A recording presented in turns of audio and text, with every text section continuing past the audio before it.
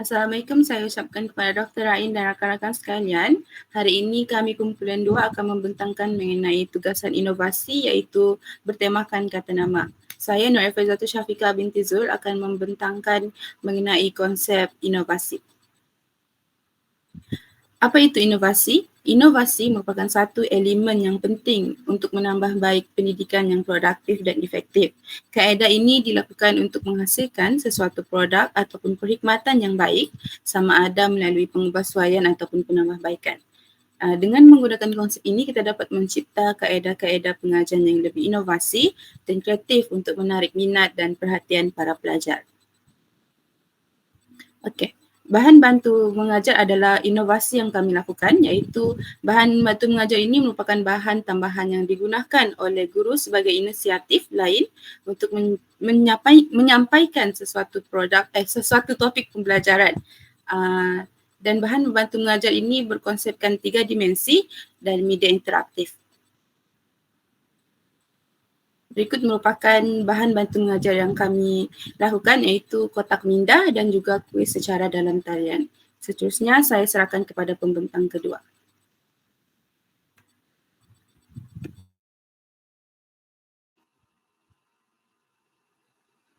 Okey, Assalamualaikum dan selamat sejahtera. Saya Siti Nurbaya binti Nordin. Saya akan menyambung pembentangan ini dengan ciri-ciri yang terdapat dalam bahan bantu mengajar. Yang pertama adalah pengajaran berpusatkan pelajar, di mana pelajar dapat berinteraksi secara aktif dan dapat memahami sendiri konsep kata nama, jenis-jenisnya beserta contoh berdasarkan hasil inovasi yang telah kami laksanakan iaitu kotak minda. Yang kedua adalah fleksibel. Mudah dan lebih fleksibel untuk digunakan dalam aktiviti PDP. Yang ketiga, penggunaan teknologi maklumat. Penggunaan teknologi maklumat dapat meningkatkan kecekapan dan keberkesanan dalam pengajaran dan pembelajaran. Samping itu, pelajar juga dapat mengenai cara penggunaan media interaktif melalui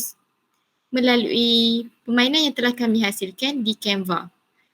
Pelajar juga dapat mengakses permainan tersebut pada bila-bila masa sahaja. Yang keempat adalah mesra pengguna.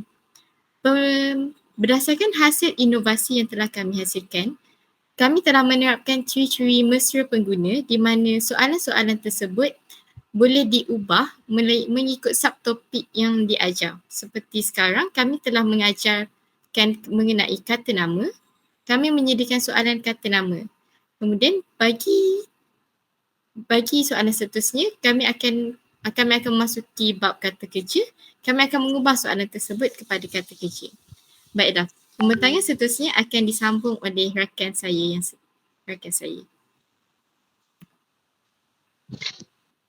Baiklah, Assalamualaikum dan salam sejahtera. Nama saya Nur Syazfari binti Adik. Seterusnya saya akan membentangkan cara penggunaannya. Cara penggunaannya yang pertama adalah guru akan mengajar seperti biasa kata nama. Yang kedua adalah guru akan menerangkan dan menjelaskan topik kata nama dengan menggunakan kotak minda yang mempunyai 5 bahagian kepada murid. 5 bahagian itu adalah maksud kata nama khas, kata nama am, kata ganti nama dan pembentukan kata. Kemudian, guru akan mengagihkan murid kepada 3 kumpulan dan guru tersebut akan menggunakan permainan secara atas talian bagi meningkatkan tahap keberkesanan murid tersebut. Seterusnya. Ini merupakan contoh-contoh soalan bagi permainan dalam talian. Seterusnya. Ini merupakan video untuk permainan kotak minda.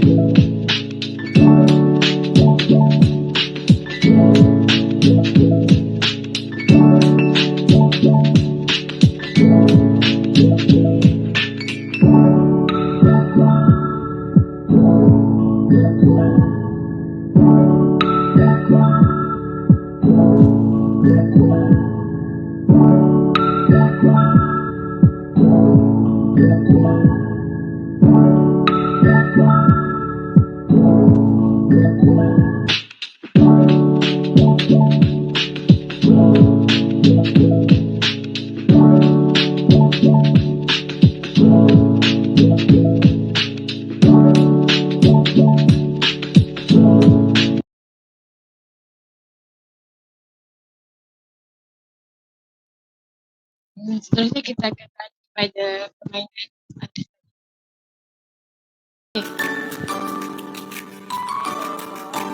Ini merupakan permainan arti saja iaitu mari belajar kata nama. Mari kita mulakan. Baiklah, kuis kata nama terbahagi kepada 3 tahap kesukaran iaitu tahap 1, tahap 2 dan tahap 3. Dan cikgu akan memilih lah sama ada nak tahap 1, tahap 2 atau tahap 3. Kita akan mulakan dengan tahap kedua.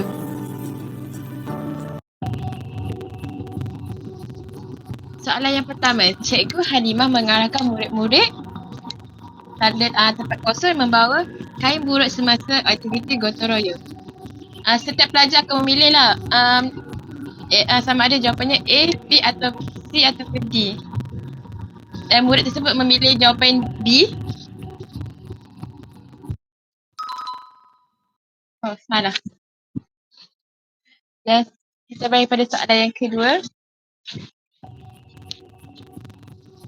Soalan kedua. Kata nama khas hidup terbahagi kepada 2, iaitu pelajar akan memilih A, B, C ataupun D. Dan jawapan dia C.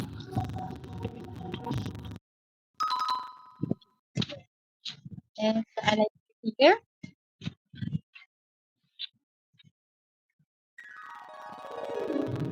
Tahap ketiga. Soalan pertama, sejak kebelakangan ini, Pak Abu tidak lagi tempat kosong tentang perkembangan isu semasa yang berlaku di kampungnya. Dan murid perlulah memilih sama ada jawapan A, B, C ataupun D. Dan pelajar memilih D.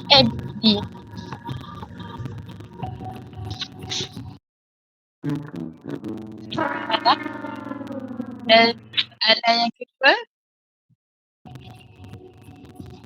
pengetua sedang menyampaikan ucapan di hadapan murid-murid di sekolahnya.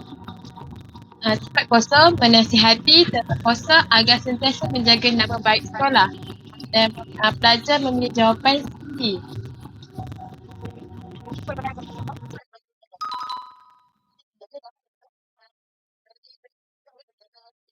Ini merupakan contoh-contoh soalan permainan dalam talian. Lihat bahan bantu mengajar. Yang pertama, BBM ni dia akan menimbulkan minat pelajar. BBM dapat menarik perhatian pelajar untuk belajar. BBM ni juga digunakan sebagai penggalak atau daya tarikan dalam penyampaian pembelajaran. Yang kedua, BBM ni dapat meningkatkan kefahaman pelajar.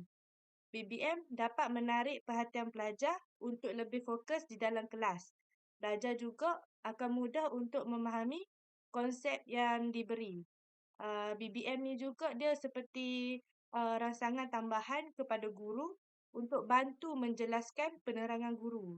Okey, yang ketiga, BBM dapat menghasilkan proses pengajaran dan pembelajaran yang lebih menarik dan lebih efektif. Okey, BBM ni dihasilkan dalam berbagai bentuk dan warna. Bentuk dan warna yang menarik ni, dia akan dapat merangsang minda pelajar. Dengan tu, sesi pengajaran dan pembelajaran pun akan lebih mudah dan cepat.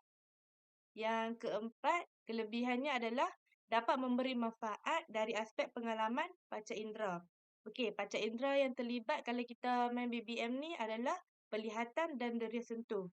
Pelajar berpeluang untuk mencuba dan mengaplikasikan BBM tersebut. Dalam masa yang sama, BBM tersebut dapat meningkatkan daya ingatan para pelajar. Saya serahkan kepada pembentang yang seterusnya.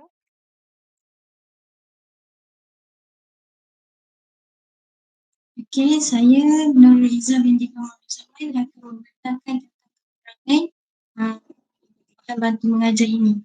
Pertama, ia memerlukan masa untuk menyediakan bahan bantu mengajar yang menarik. Sebagai contoh yang anda dapat lihat, bahan bantu mengajar yang telah kami paparkan pada sebelum ini, ia memerlukan tempoh masa yang lama untuk menyiapkan bahan bantu mengajar tersebut. Dan kedua, ia memerlukan bahan yang tidak tahan lama. Sebagai yang anda tahu, bahan yang kami gunakan berasas daripada kertas, cardboard dan sebagainya, kerana bahan ini tidak tahan lama. Apabila terkena air hujan ataupun sebagainya, ia berpotensi tinggi untuk rosak dan tidak dapat lagi digunakan. Ketiga adalah sekiranya guru memilih teknik yang baik akan mewujudkan suasana kurang efisien sewaktu pembelajaran. Sebagai contohnya, di sini saya dapat terangkan apabila guru itu sendiri tidak dapat memahami tajuk konsep yang diajar, maka bahan BBM ini tidak lagi efisien kerana murid-murid tidak faham apa yang diajar sewaktu pembelajaran. Okey, seterusnya saya akan pergi kepada kesimpulan. Okey, bahan bantu mengajar iaitu BBM merupakan suatu alatan yang mampu membantu guru dalam menarik minat para pelajar untuk belajar dalam kelas dengan melakukan pelbagai aktiviti yang menyenangkan. Oleh itu, guru-guru haruslah memainkan peran penting dalam merancang sesuatu pembelajaran agar pembelajaran di dalam bilik terjah itu tidak menjadi membosankan, malah menyenangkan bagi para pelajar. Itu sahaja daripada kami. Sekian, terima kasih.